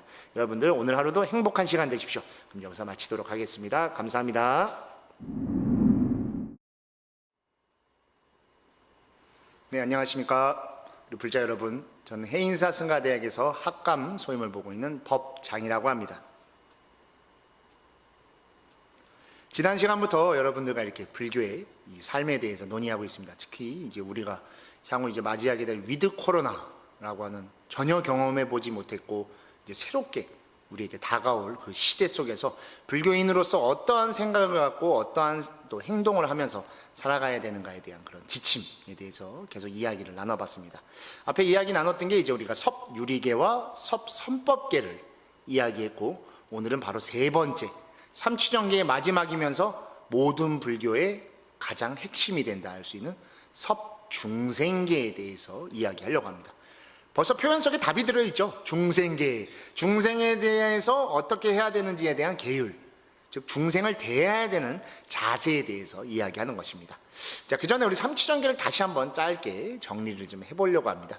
삼취정계 앞에서도 말씀드렸듯이 개정해, 부처님께서 말씀하신 사막이라는 가르침을 지금 계율적으로 좀 더 표현해놓은 게 삼취정계입니다. 그리고 그것을 다시 조금 더 현대적으로 말하면 사람이며 화합 그리고 공생이라고 표현할 수 있다고 이야기 드렸습니다. 자, 오늘 말씀드린 세 번째 섭중생계는 모든 것의 세 번째에 해당됩니다. 지혜, 개정의 지혜가 되고 바로 사람, 화합, 공생의 공생이 되는 것이죠. 즉 더불어 사는 삶의 기준이 되는 것이 바로 섭중생계가 되는 것이죠. 근데 그 전에 사막의 해, 지혜에 대해서 우리가 조금 고민해 봐야 됩니다. 개정의 사막은 개는 스스로 지키는 것이고 선정은 내가 그걸 토대로 집중된 삶을 사는 것인데, 해는 지혜입니다. 지혜는 그냥 지혜롭게 살면 되는 거 아닙니까? 라고 생각하실 수 있는데 아닙니다. 지혜는 그런 식으로 나오는 게 아니죠. 열심히 스스로 공부하고 수행을 하는 건 지식이 될 수 있습니다. 지식은 내 스스로 안에 차 있는 거죠. 근데 지혜는 지식에다가 플러스 실천이 들어있는 것이죠. 지혜에 따른 행동이 따르지 않으면 지혜가 나올 수 없습니다. 그래서 우리 비로자나 부처님의 좌우보초에는 문수보살과 보현보살이 항상 따라가는 것이죠. 지혜제일 문수보살과 그리고 실천제일 바로 보현보살이 함께 있듯이 지혜라는 것에는 함께 이 두 개가 세트가 돼야 되고, 그로 인해서 파생되는 지혜라는 것은 스스로 만드는 것이 아닙니다. 우리 지혜로운 사람은 어떻게 알죠? 그냥 보면 압니다. 부처님을 그래서 지혜로운 분, 자비로운 분이라고 하지만 누구 한번 저런 분이야 라고 말하지 않고 누구라도 보면은 그냥 그 거룩해질 수밖에 없는 것이죠. 석굴암에 가보셨는지 모르겠지만 석굴암 부처님 앞에 서게 되면 자연스럽게 그 경건한 모습에 합장을 할 수밖에 없습니다. 그게 바로 자비요 그리고 지혜의 힘이 되는 것이죠. 또한 부처님의 일대기를 보면 부처님과 함께 고행수행을 하다가 부처님은 네란자라 강가로 나와서 우유죽을, 수자타의 우유죽을 드시고 다시 보리수 밑에서 수행을 통해 깨달음을 얻으시죠. 그리고 난 뒤에 함께 고행을 닦았던 오비구를 찾아서 녹야원으로 떠나십니다. 그때 오비구들은 부처님을 폄하하죠. 사문고타마는 타락했다. 저기 사문고타마가 다가오고 있지만 우리는 절대로 인사하지 말고 일어나지도 말자라고 하지만 누구 한 명 말한 거 없지. 부처님이 점차 한 발짝 한 발짝 다가오시며 그 모습에, 그 위의 경건한 모습에 스스로 일어나서 합장을 하고 부처님을 맞이하게 되는 것이죠. 즉 지혜라는 것은 내가 만들어내는 게 아니라 남을 통해서 확인되는, 증명되는 것입니다. 그리고 그 증명이라는 것의 또 하나 가장 중요한 부분은 우리가 연기법, 인연법 속에서 살고 있기 때문에 그게 가능하다는 것이죠. 연기법 많이 들어보셨을 겁니다. 이것이 있으면 저것이 있고 이것이 멸하면 저것도 멸한다. 즉 우리가 있다라는 자체는 타인과 함께하는 공생하는 삶 속에 있기 때문에 나, 여러분 이 주체를 갖고 살아갈 수 있는 것입니다. 홀로 사는 삶은 절대로 존재하지 않죠. 과학적으로도 말하죠. 우리는 호모 사피엔스입니다. 사회적 존재이죠. 즉 사회라는 것은 이 연결 구조 속에서 화합하면서 살아가는 존재입니다. 즉 공생이라고 하는 표현 속에는 앞에서 말씀드렸던 사람과 화합이 함께 이루어진 것이죠. 즉 거대한 승가를 말하는 것이 섭중생계입니다. 승가 안에 들어있으면 어떻겠습니까? 얼마나 고귀한 존재겠어요. 그래서 우리 절에 가면 스님들이 보면 꼭 인사하시죠. 성불하십시오 라고 인사하고, 저 역시도 시작하기 전에 여러분들이 저와 함께 승가의 일원인 사부대중이기 때문에 합장으로 인사를 나눴습니다. 그와 마찬가지입니다. 우리 모두는 승가의 일원이며 부처님의 제자입니다. 그것을 바르게 인식하고 인지하는 게 바로 섭중생계의 모습이 되는 것이죠. 여기에는 철저히 이타적인 모습이 들어있습니다. 이탈하는 것은 자칫하면 너무 남을만을 생각하는 모습으로 보여질 수 있습니다. 근데 우리가 이제 앞으로 살아갈 위드 코로나라는 새로운 세상의 이타적인 모습은 조금 더 변화된 이타일 것입니다. 지금의 세상은 조금 달라졌죠. 비대면이 대면보다 활성화되어 있고, 메타버스라고 하는 존재하지 않는 공간을 우리가 실제로 만들어서 그 안에서 뭐 AR이나 VR을 통해서 많은 것들을 영위할 수 있는 시대가 되었습니다. 존재하지 않는 공간, 실존하지 않는, 그리고 나와 함께 있지 않는 사람을 실제 있는 사람같이 바라봅니다.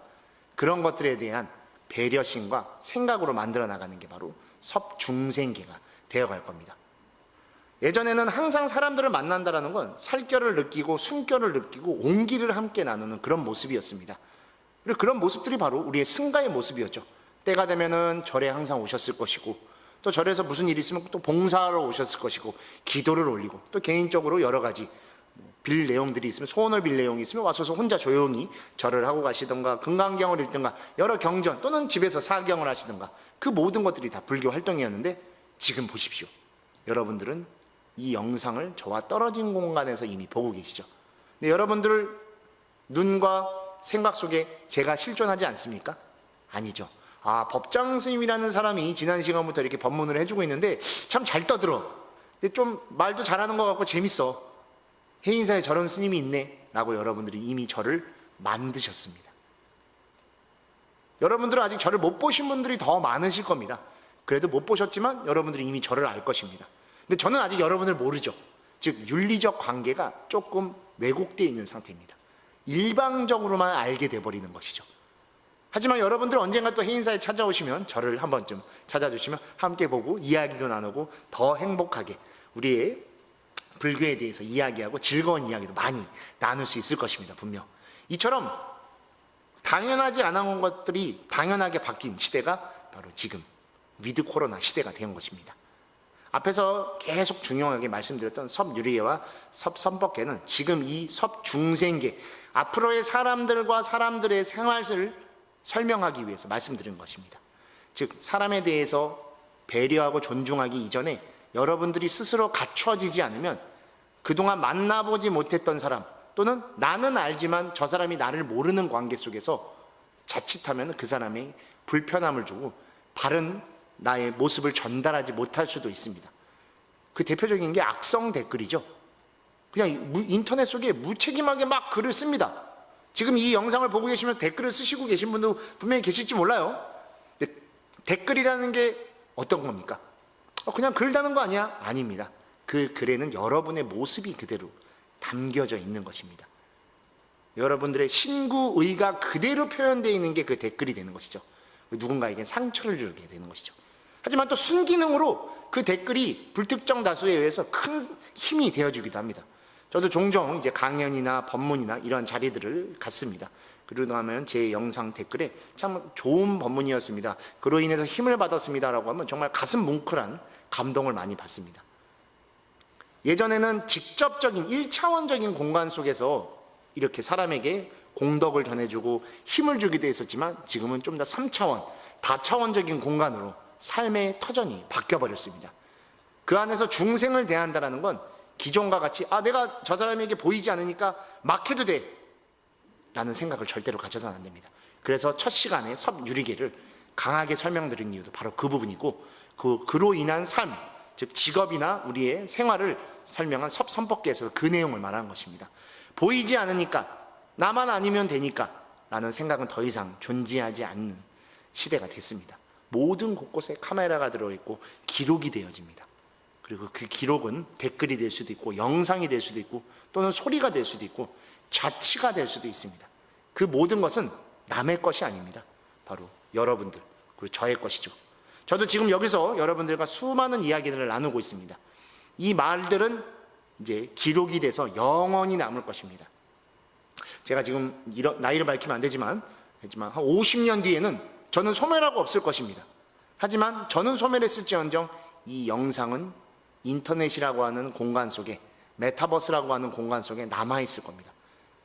저는 사라졌지만 제가 남아있게 되는 것이죠. 대표적인 게 우리 성철큰 스님이시죠.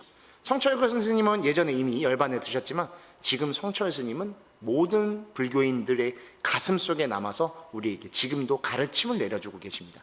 또한 법정 스님도 마찬가지죠. 저는 개인적으로 법정 스님과 인연이 돼서 출가를 할 수 있는 그런 신심, 동기가 돼서 출가를 하게 되었지만 그런 것과 같은 것입니다. 저는 지금도 그때의 모습의 법정 스님의 눈빛과 말투와 저에게 전달하셨던 그 한마디가 아직도 생생히 기억 남아 있습니다. 저라는 법장이라는 존재의 메타버스 속에 이미 살아가고 계신 것이죠. 그 사라졌을지도 모른, 연기와 같이 호련히 사라졌을지 모른 그 말 한마디가 그대로 저에게 전달해서 저의 지금도 삶을 지탱하게 해주시는 그런 힘이 되고 있습니다. 또한 제가 해인사에서 행자 생활을 할 수 있게끔 원동력이 되준 지자월자, 우리 지월 스님은 제가 직접 뵌 적은 없습니다. 지월 스님은 글을 통해서 제가 알게 됐고, 해인사의 유명한 하심의 문구가 있습니다. 그 문구가 지금도 저에게 수행 생활의 매일매일을 닦아나가게 하는 토대가 되는 것이죠. 이처럼 존재하지 않고 기록되지 않았던 것들이 이제는 더 선명하게 기록되어져 있는 새로운 세대, 새로운 세상을 우리는 살아가고 있습니다. 저도 지금 그 공간 속에서 중심에 있죠. 여러분들과 함께 유튜브라는 또는 이러한 영상 속에서 제가 영원히 계속 떠들고 있을 테니까요. 그때 제일 중요한 건 저는 제 말에 책임을 질 수 있어야 됩니다. 그래서 저는 여러분들께도 말씀드릴 때 부처님의 가르침이 아닌 것을 절대로 말씀드리지 않습니다. 경전에 입각해 있고 조사님들의 어록에 나와 있고 큰 스님들의 말씀 속에 들어있는 것을 제가 대신해서 전달해야지, 저는 여기 부처님의 대리인으로 앉아있는 것이지 그렇게 해서 법을 전달해야지 저의 개인적 생각과 그런 무책임한 것들로 해서 여러분들에게 불교를 전달해서는 절대로 안 됩니다. 그로 인해서 우리도 상처받아 본 적들이 많기 때문에 그건 굉장히 중요합니다. 그리고 그 표현은 이미 2500년 전 부처님께서 전도 선언을 하실 때 그 표현이 들어있습니다. 부처님께서 길을 떠나는 제자들을 염려하시면서 한마디를 해주십니다. 처음도 좋고 중간도 좋고 끝도 좋아야 한다. 이치와 문장을 갖춘 말로 표현해라. 가장 어렵습니다. 이 문구 안에 우리의 삶의 모든 가치가 다 들어있습니다. 살아보시면 아실 거죠. 처음도 좋고 중간도 좋고 끝도 좋다라는 건 굉장히 어렵습니다. 처음은 굉장히 좋은데 중간에 애매모호해지다가 끝에 가서 정말 파국으로 치닫는 일들을 너무 많이 봤죠. 지금 뉴스를 켜보셔도 그런 일들이 굉장히 많이 나오고 있을 겁니다. 그리고 말로 인해서 우리는 큰 업들을 많이 집니다. 그렇기 때문에 문장과 이치를 갖춘 말을 하라, 즉 바른 말을 하라고 계속 말씀을 하시는 거죠. 신구의 삼업 중에 말업이 가장 많습니다. 그래서 가장 많죠. 망어, 양설, 기어, 악구, 말로 짓는 게 너무 많아요. 그만큼 말은 너무나 쉽게 내뱉고 가볍게, 이 입술의 무게가 너무 가벼워서 딱 떨어지기 너무 쉽기 때문에 상처 주기도 쉽고 그로 인해서 책임질 일도 많이 생기게 되는 것이죠. 섭중생이라는 그와 같습니다. 내가 챙기고 있는 이러한 삶들이 그대로 타인에게 비춰지면 되는 겁니다. 즉 남도 나와 똑같다라는 생각을 갖고 내가 상처받을 수 있다라면 남도 상처받을 수 있고, 내가 지금 이것이 너무 좋다라고 하면 저 사람도 이것을 가장 좋아하겠구나라고 생각하는 것이죠. 철저히 그 생각이 들어있어야 됩니다. 왜냐? 이제는 존재하지 않는 공간 속에서 존재하면서 지내야 되기 때문에 불특정 다수, 한 번도 만나보지 못한 사람들에게 여러분들은 책임을 져야 됩니다. 그때 가장 중요한 건 비윤리적, 비도덕적 모습이 들어있으면 안 된다는 것이죠. 그렇다고 지나치게 너무 윤리도덕만 챙겨서 거짓된 삶을 살아가는 건 절대로 아닙니다. 여러분들의 집중되어 있는 하루하루가 쌓이면 그 집중된 건 여러분들에게 큰 공덕과 성취를 가져다 줄 겁니다. 그 모습 그 자체가 이미 타인에게는 좋은 본보기가 되어 있을 거고 표본이 되어 있을 겁니다. 그리고 누군가의 그림자가 돼서 그 사람을 선지식으로서 이끌어주게 되는 것이죠. 우리는 항상 부처님의 뒷모습을 쫓아갑니다. 여러분들도 누군가에게 그 뒷모습이 되어주고 있는 것입니다. 자식은 항상 부모님을 존경하죠. 그리고 부모님의 말씀을 따를 수밖에 없고, 부모님은 또 어떠한 부모님의 또 자식일 것입니다. 그 모습들을 한없이 쫓아왔습니다. 왜 그렇죠? 그 부모님의 모습이 우리는 너무 오랜 시간 바라봐왔고 그거를 존중하면서 쫓아왔기 때문이죠. 불교적 삶도 그와 같습니다. 여러분들의 매일매일이 쌓인 오늘이 내일이 되어 있기 때문에 그 내일의 여러분은 오늘을 살고 있는 누군가의 좋은 부처님이 되어줄 것입니다. 우린 이미 모두의 부처님이죠. 그래서 법계 속에서 살아가는 것입니다. 그렇기 때문에 공생할 수 있는 겁니다. 나만의 이익을 취하려고 하면은 그 나만의 이익 때문에 누군가의 손해를 갖고 와야 됩니다. 내가 어느 정도 선의껏 나에게 필요한 것만 갖고 있고 남는 것은 남에게 베푼다면 누군가에게 이익이 된 겁니다. 이미 보시를 한다는 건 바로 그런 개념입니다. 특정 내가 있는 걸 마이너스로 떼내서 주는 것도 굉장히 좋겠지만 그렇지 않고 내가 가진 충분한 것이 있고 거기서 남는 것이 있으면 정말 아낌없이 단 한 번의 고민도 가지지 않고 베풀어야 됩니다. 그것은 경제적인 것 또는 시간적인 것 또는 재능적인 것 또는 물질적인 것 그 어떠한 것도 상관없습니다. 또는 감정적인 것이죠. 그래서 불교에서는 삼시를 말합니다. 제시, 법시, 무외시라고 하고 그 중에 가장 좋은 걸 무외시라고 하죠. 제시는 경제적인 것이겠죠. 물질적인 거와. 법시는 가르침입니다. 즉 시간이 될 수도 있고 재능 기부라고 하죠. 그래서 그런 것도 다 법시에 들어갈 수 있습니다. 무외시는 바로 두려움을 없애주는 것인데 그 두려움은 무엇일까요? 공포의 두려움이 아닙니다. 하루하루의 삶에 대한 두려움을 극복시켜주는 겁니다. 제가 앞에서 말씀드렸던 두 개의 부처님의 가르침을 여러분이 실천해 가시면 오늘 하루가 타인의 삶이 아니기 때문에 나의 행복한 삶으로 완성되어 있습니다. 그러면 그 모습을 여러분은 그대로 내 주변 분들 또는 내 자녀, 사랑하는 사람, 이웃에게 알려주면 그 자체가 바로 불법이 되는 것이죠. 그래서 법계를 만드는 것이죠. 불국토는 지금 이 시점, 이 공간에서 이미 만들어진 것입니다. 그리고 그 안에 부처님은 여러분일 수도 있고 저일 수도 있고 여러분 옆에 계신 누군가일 수도 있다는 것이죠. 우리 모두는 이미 부처이기 때문입니다. 다만 그것을 놓치고 있기 때문에 그걸 모르는 것이죠. 제가 앞 시간부터 계속 말씀드렸듯이 여러분들은 이미 보살이고 거사입니다. 유마경에 보면 유마거사가 아파서 문수보살이 이제 간병을 가죠. 많이 아프십니까? 라고 물으니까 왜 어떠한 병 때문에 아프십니까? 했으니까 유마거사가 말씀하시죠. 중생이 아프기 때문에 저도 아픕니다. 드라마에서 이 대사를 딴 적 있죠? 아프냐? 나도 아프다. 그 출처는 유마경입니다. 유마경. 여러분들이 행복하면 타인도 행복하신 거고 그리고 중생이 행복하기 때문에 우리가 행복한 겁니다. 정말 남의 일이라고 생각했던 맨 처음 우한 폐렴이라고 불렀던 코로나가 그때만 해도 다른 나라를 욕했죠. 저 막 아무 음식이나 먹으니까 저런 문제가 생겼지. 지금 코로나에 대해서 누구도 그렇게 생각하지 않습니다. 내 주변의 일, 내 눈앞의 일로 바라보고 스스로 마스크를 끼고 손소독을 하고 염려를 하고 있을 겁니다. 그처럼 타인의 일이라는 건 존재하지 않습니다. 남의 일을 나의 일같이 바라볼 때 나와 남이 함께 행복해지는 자리이타, 보살의 행위 완성될 수 있는 겁니다. 앞으로 위드 코로나는 더욱더 그럴 것입니다. 가상 공간을 현실 공간과 함께 이끌어 나가는 삶도 갖춰질 것이기 때문에 지금 모두가 다 이런 영상을 보고 계시죠. 이조차도 가상 공간입니다. 어떻게 보면 여러분들에게 저는 실존하는 눈앞에 있는 인물이 아니지만 여러분들 눈앞에서 이와 같이 법문을 하고 있죠. 이게 실제가 아니라고 어떻게 말할 수 있겠습니까? 그리고 여러분들은 또 저에 대해서 댓글을 다시거나 뭐 좋아요를 누르거나 여러 가지 표현들을 하실 거예요. 그러다 다시 오프라인 현실로 오셔서 해인사의 우연이라도 찾아오시면 예전에 법장스님이라는 분 법문을 내가 들은 적이 있어. 그 스님 계신가? 하고 찾으면 또 저를 실제로 보는 것이고 그러한 다중의 세계에서 우리는 이미 우리도 모르는 세상 속에서 살고 있는 것이죠. 우리가 4차 산업혁명 뭐 여러 가지 것들을 메타버스를 많이 논하지만 이미 코로나가 터지면서 우리는 그 공간 속으로 빨려 들어가 버렸습니다. 우리의 의도와 상관없이 이미 그 공간에서 살아가고 있다는 것이죠. 그럴 때 여러분들이 주체성을 놓치면 계속 그 변화의 회오리 바람 속에서 날아다닐 수밖에 없습니다. 주체적으로 갖고 기둥을 딱 심은 상태에서 그거를 버티고 그 바람의 중심에 내가 섰을 때 태풍의 눈에 내가 섰을 때 어떠한 바람에도 흔들리지 않는 고요함이 여러분을 찾아와 줄 겁니다. 그때 주변을 바라보십시오. 그게 바로 섭중생계를 실천하는 모습입니다. 중생이라는 것에는 이미 내가 포함되어 있습니다. 여러분은 부처이면서 중생입니다. 제가 앞 시간에도 말씀드렸듯이 부처님께서도 일체 중생을 제도하였지만 단 한 명의 중생도 제도하지 않았다. 왜냐?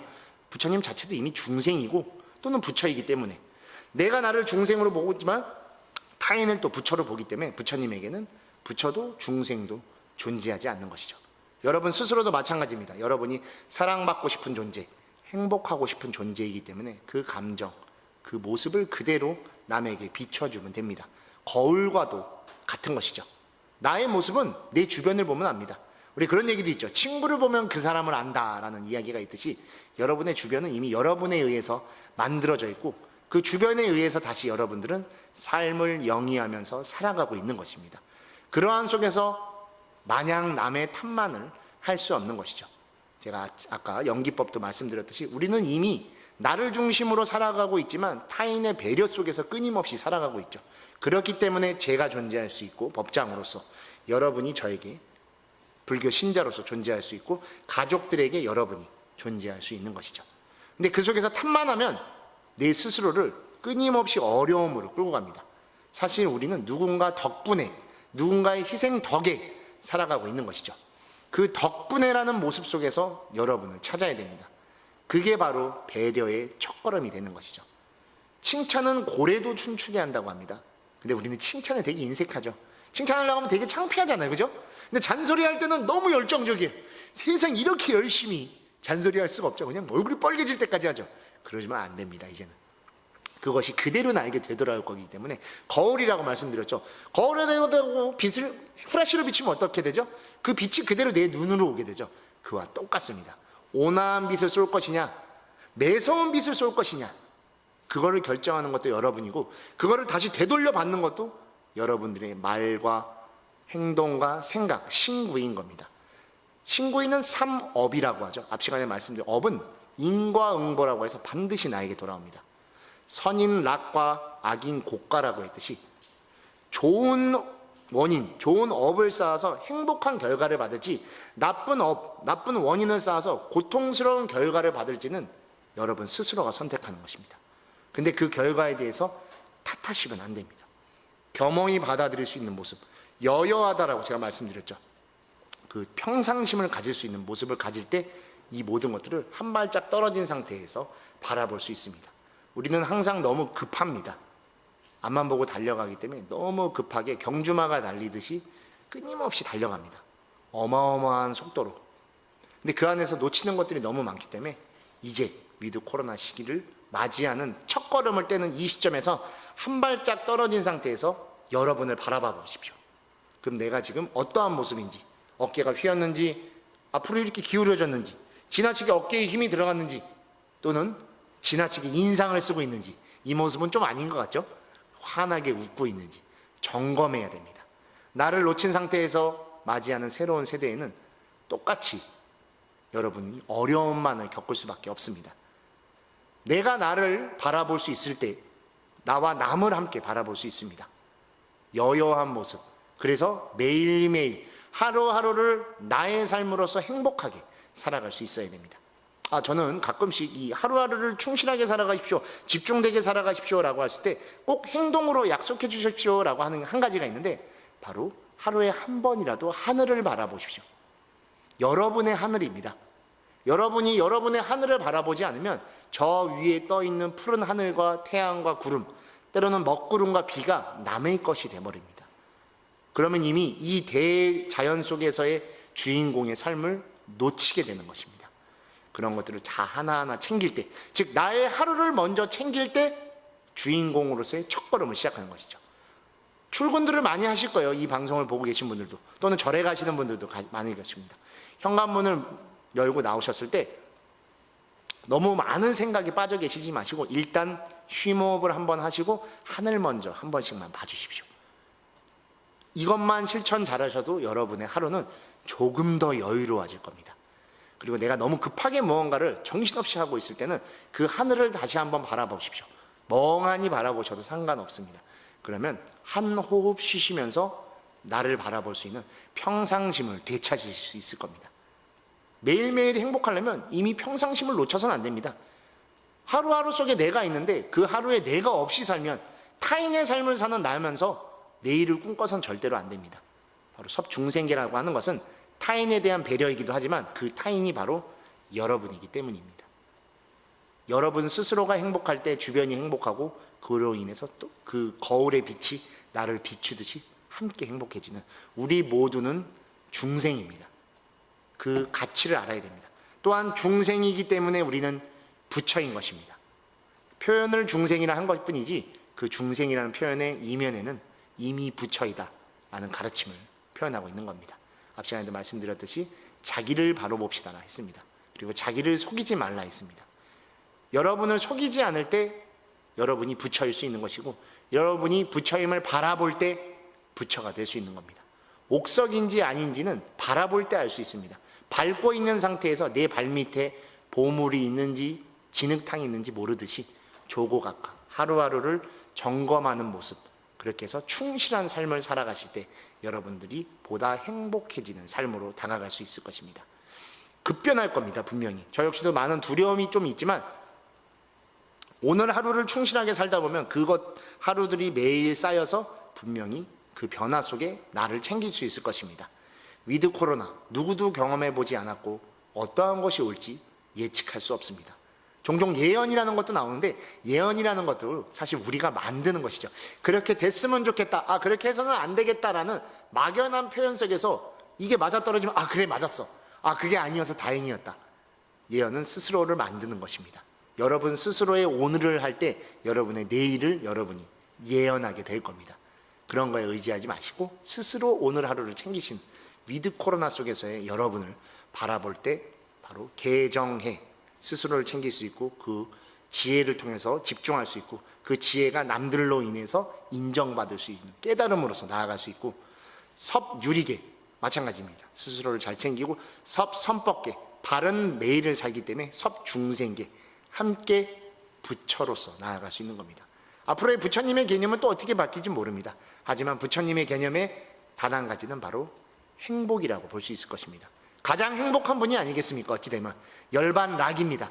최고의 깨달음, 안욕따라 삼약삼벌이라는 위없는 깨달음을 얻으셨기 때문에 위없는 행복, 끝없는 행복을 얻으신 분입니다. 우리도 행복하고 싶죠. 오늘 하루 행복하지 않으면 내일도 행복하실 수 없습니다. 여러분들 오늘 하루 여러분의 삶을 살면서 행복하게 보내시면 내일도 행복해지실 것이고 모레 그리고 내년 계속 행복한 삶으로 나아가실 수 있는 거 제가 약속드리겠습니다. 오늘까지 해서 여러분들 총 3시간 동안 여러 가지 개정해 또는 삼추정계, 섭유리계, 섭선법계, 섭중생계에서 얘기를 말씀드렸지만 방편으로서 표현을 빌렸지 사실 말씀드리고 싶었던 건 여러분들 오늘 하루 여러분의 삶으로서 행복해지십시오. 그러면 그 안에서 여러분들은 변화될 것이고 그 변화가 여러분들을 부처의 길로 이끄실 것이고 열반락 최고의 행복으로 다가설 수 있게 되실 것입니다. 이러한 가르침을 여러분께 말씀드리면서 총 3시간 여러분과 이야기 나눈 정말 저 역시도 행복한 경험이었고 행복한 시간이었습니다. 그로 인해서 오늘 하루도 저 역시도 충실하게 법장으로서의 삶을 살아가도록 하겠습니다. 여러분들과 함께한 이 시간 너무나 감사드리고 다음 또 좋은 자리, 행복한 자리에서 여러분들과 부처님의 이야기를 나누면서 다시 한번 웃는 시간을 갖도록 하겠습니다. 여러분들 그럼 끝으로 앞으로도 계속 행복하시고 좋은 부처님의 하루하루를 살아가셨으면 좋겠습니다. 그럼 여기서 마치도록 하겠습니다. 감사합니다.